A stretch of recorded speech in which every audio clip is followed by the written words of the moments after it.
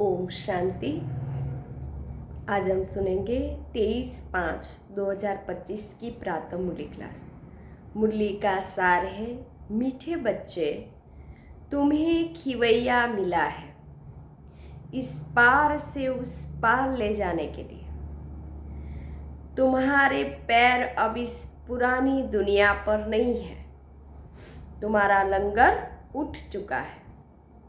प्रश्न है, जादूगर बाप की वंडरफुल जादूगरी कौन सी है जो दूसरा कोई नहीं कर सकता? उत्तर है, कौड़ी तुल्य आत्मा को हीरे तुल्य बना देना, बागवान बनकर कांटों को फूल बना देना। यह बहुत वंडरफुल जादूगरी है जो एक जादूगर बाप ही करता है, दूसरा कोई नहीं। मनुष्य पैसा कमाने के लिए सिर्फ जादूगर कहलाते हैं, लेकिन शिव बाबा जैसा जादू नहीं कर सकते। तो बाबा कौन सा जादू करते? मानव को देवता बनाने का। ओम शांति। सारे सृष्टि चक्र व ड्रामा में बाप एक ही बार आते हैं और कोई सत्संग आदि में ऐसे नहीं समझते होंगे। न वह कथा करने वाला बाप है, न वह बच्चे हैं। वह तो वास्तव में फॉलोअर्स भी नहीं है। यहाँ तो तुम बच्चे भी हो, स्टूडेंट भी हो और फॉलोअर्स भी हो। शिव बाबा बच्चों को साथ में ले जाएगा। बाबा जाएंगे तो फिर बच्चे भी इस छीछी दुनिया से अपनी गुलगुल दुनिया में चलकर राज्य करेंगे। यह तुम बच्चों की बुद्धि में आना चाहिए। इस शरीर के अंदर जो रहने वाली आत्मा है वह बहुत खुश होती है। तुम्हारी आत्मा बहुत खुश होनी चाहिए। बेहद का बाप आया हुआ है जो सभी का बाप है। यहाँ भी सिर्फ तुम बच्चों को समझ है, बाकी सारी दुनिया में तो सब बेसमझ ही है। बाप बैठ समझाते हैं, रावण ने तुमको कितना बेसमझ बना दिया है। बाप आकर समझदार बनाते हैं, सारे विश्व पर राज्य करने लायक इतना समझदार बनाते हैं। यह स्टूडेंट लाइफ भी एक ही बार होती है, जबकि भगवान आकर पढ़ाते हैं। तुम्हारी बुद्धि में यह है। बाकी जो अपने धंधे दौरी आदि में फंसे हुए रहते हैं, उनको कभी यह बुद्धि में आ न सके कि भगवान पढ़ाते हैं। उन्हें तो अपना धंधा आदि ही याद रहता है। तो तुम बच्चे जबकि जानते हो कि भगवान हमको पढ़ाते हैं, तो कितना हर्षित रहना चाहिए। और तो सब है पाई पैसे वालों के बच्चे, तुम तो भगवान के बच्चे बने हो, तो तुम बच्चों को अथाह खुशी रहनी चाहिए। कोई तो बहुत हर्षित रहते हैं, कोई कहते बाबा हमारी मुरली नहीं चलती, यह होता वह होता। अरे मुरली कोई मुश्किल थोड़ी ही है। जैसे भक्ति मार्ग में साधु संत आदि से कोई पूछते हैं हम ईश्वर से कैसे मिले, परंतु वह जानते नहीं। सिर्फ उंगली से इशारा करेंगे कि भगवान को याद करो, बस खुश हो जाते हैं। वह कौन है दुनिया में कोई भी नहीं जानते। अपने बाप को कोई भी नहीं जानते, ना शिव बाबा को कोई नहीं जानते। यह ड्रामा ही ऐसा बना हुआ है, फिर भी भूल जाएंगे। ऐसे नहीं कि तुम्हारे में सभी बाप और रचना को जानते हैं। कहाँ कहाँ तो चलन ऐसे चलते हैं, बात मत पूछो, वह नशा ही उड़ जाता है।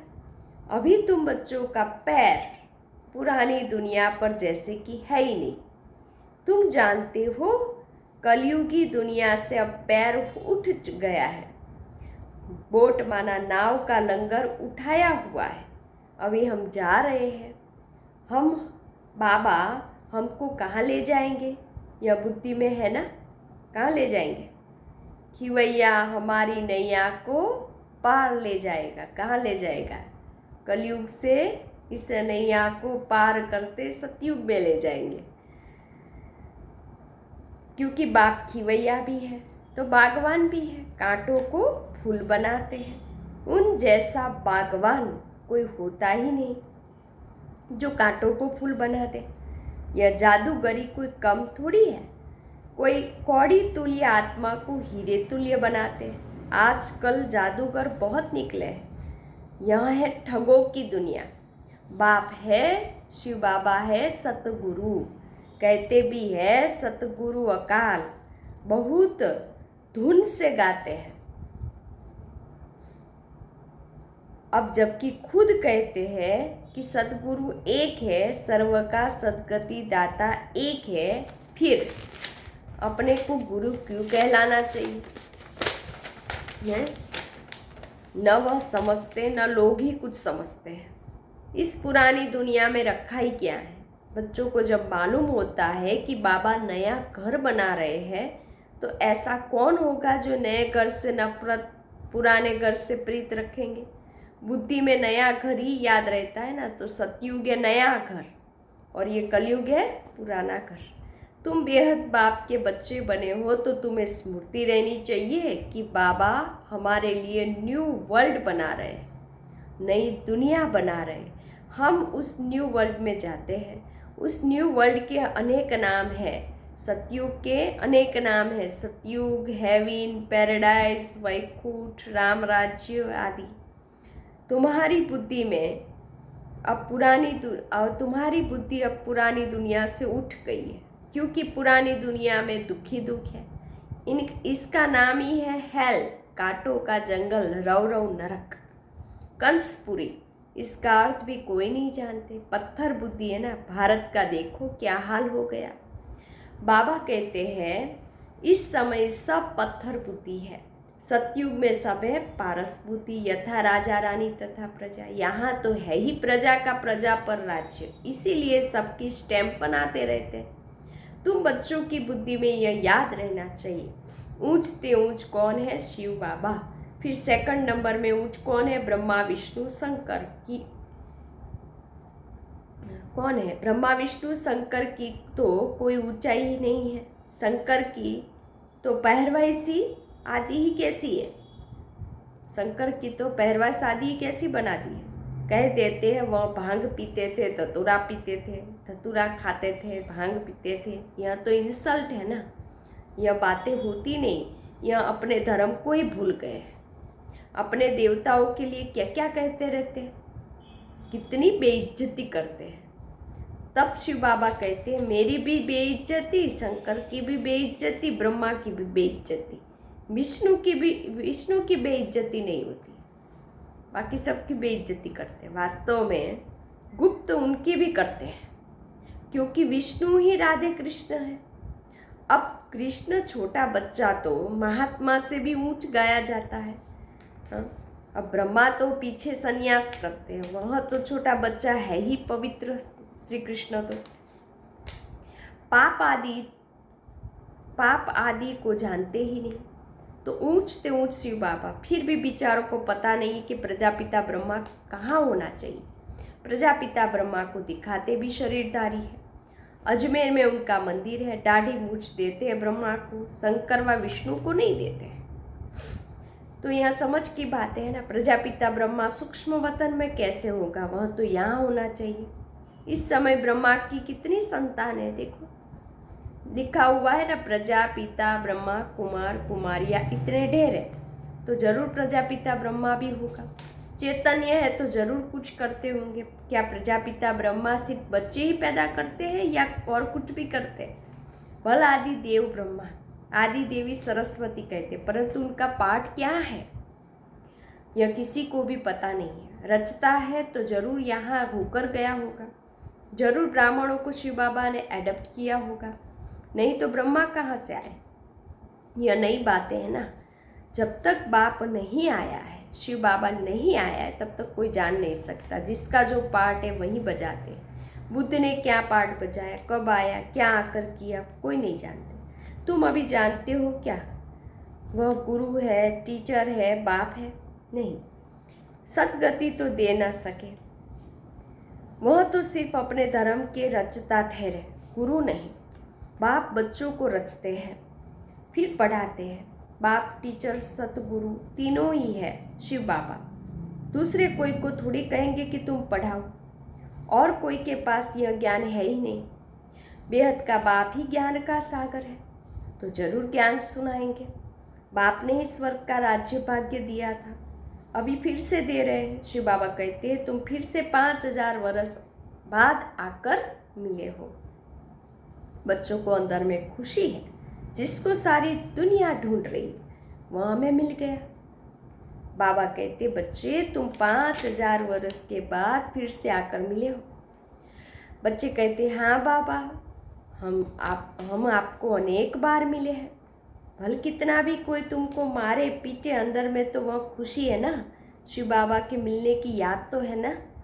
याद से ही कितने पाप कटते हैं। अबलाओ बांधे लियाओ को तो और ही जास्ती कटते हैं, क्योंकि वह जास्ती शिव बाबा को याद करती है। अत्याचार होते हैं तो बुद्धि शिव बाबा की तरफ चली जाती है।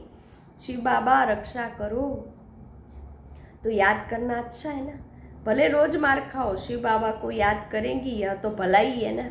जितनी मार पड़े ओ बाबा ओ बाबा ऐसे मार पड़ तो बलिहार जाना चाहिए। मार पड़ती है तो याद करते हैं। कहते हैं गंगा जल मुख में हो, गंगा का तट हो, तब प्राण तन से निकले।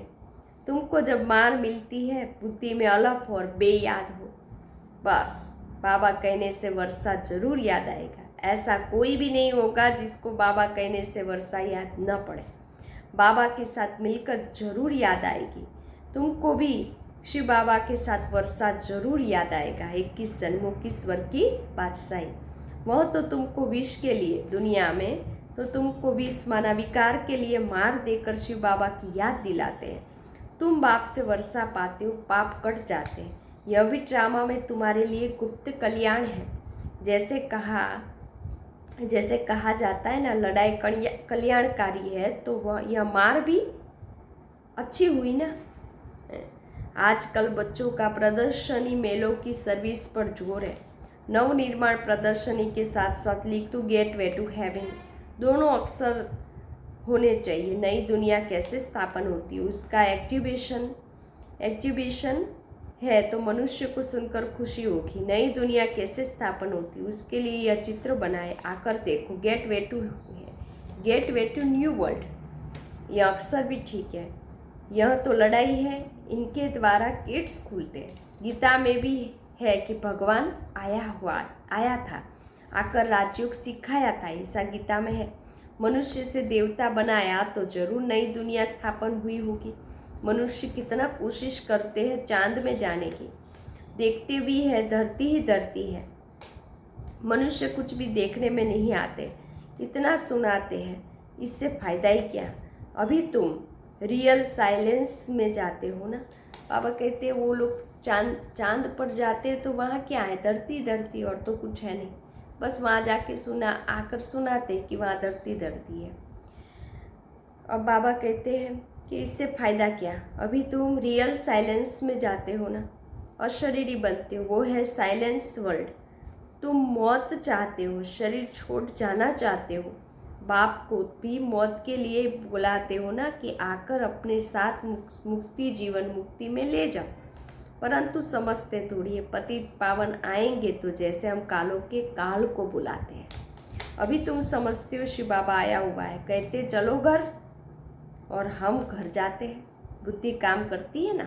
यहाँ कई बच्चे होंगे जिनकी बुद्धि धंधे आदि तरफ दौड़ती होगी। फलाना बीमार है, क्या हुआ होगा, अनेक प्रकार के संकल्प आ जाते। बाबा कहते तुम यहाँ बैठे हो, आत्मा की बुद्धि बाप और वर्षे तरफ रहे। आत्मा ही याद करती है ना। समझो कोई का बच्चा लंदन में है, समाचार आया कि बीमार है, बस बुद्धि चली जाएगी, फिर ज्ञान बुद्धि में बैठ ना सके। यहाँ बैठे हुए बुद्धि में उनकी याद आती रहेगी। कोई का पति बीमार हो गया तो स्त्री के अंदर उथल पाथल होगी, बुद्धि जाती तो है ना। तो तुम भी यहाँ बैठे सब कुछ करते शिव बाबा को याद करते रहो, तो भी असौभाग्य। जैसे वह पति को अथवा गुरु को याद करते हैं, तुम शिव बाबा को याद करो। तुम्हें अपना 1 मिनट भी वेस्ट नहीं करना चाहिए। बाप को जितना याद करेंगे तो सर्विस करने में भी बाप की ही याद आएगी। सर्विस करने में भी बाप ही याद आएगा। बाबा ने कहा है मेरे भक्तों को समझाओ। याद यह किसने कहा? शिव बाबा ने कहा। श्री कृष्ण के भक्तों को क्या समझाएंगे? उनको कहो कि श्री कृष्ण नई दुनिया स्थापन कर रहे हैं। उनको कहो कि श्री कृष्ण नई दुनिया स्थापन कर रहे हैं। मानेंगे? क्रिएटर तो गॉड फादर है, श्री कृष्ण थोड़ी है। परमपिता परमात्मा ही पुरानी दुनिया को नई बना रहे हैं। यह मानेंगे भी, ये मानेंगे भी। नई सो पुरानी, पुरानी सो नई होती है ना दुनिया। नई सो पुरानी, पुरानी सो नई। सिर्फ टाइम बहुत देने से मनुष्य घोर अंधेरे में है। तुम्हारे लिए तो अब हथेली पर बहिष्ठ है।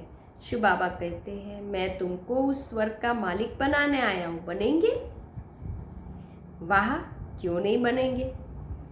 अच्छा, मुझे याद करो तो बाबा कहते हैं, और पवित्र बनो। याद से ही पाप भस्म हो जाएंगे।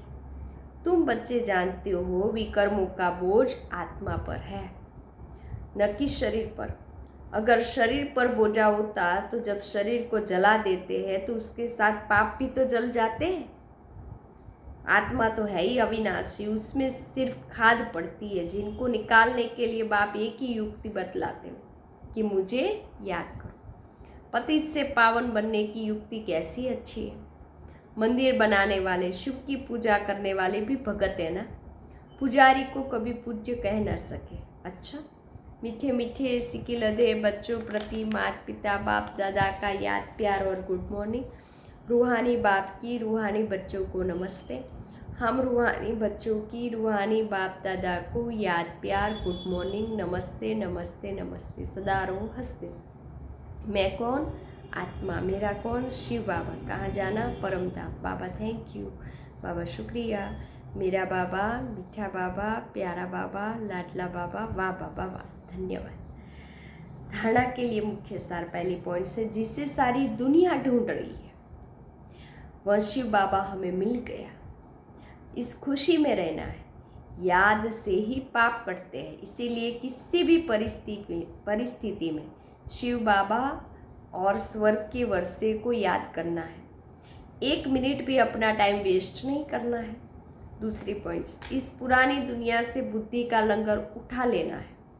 बाबा हमारे लिए नया घर बना रहे हैं। यह है रौरव नरक, कंसपुरी, हम जाते वैकुंठपुरी में। सदा इसी स्मृति में रहना है। वरदान, विहंग मार्ग की सेवा द्वारा विश्व परिवर्तन के कार्यों को संपन्न करने वाले सच्चे सेवाधारी भव।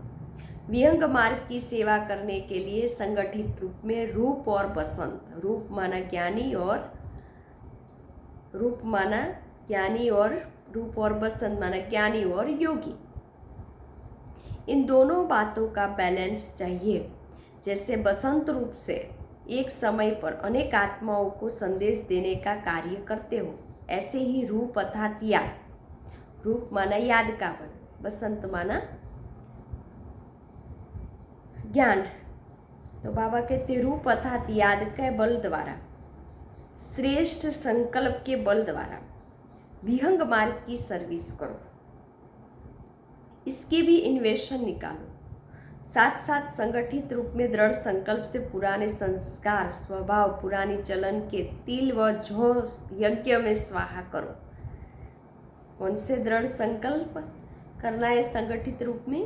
कि पुराने संस्कार, स्वभाव, पुरानी चलन को इस विश्व परिवर्तन कार्य में स्वाहा करना है। जैसे यज्ञ रचते हैं तो तिल और जौ यज्ञ में स्वाहा करते हैं, ऐसे पुराने संस्कार, स्वभाव, पुरानी चलन को भी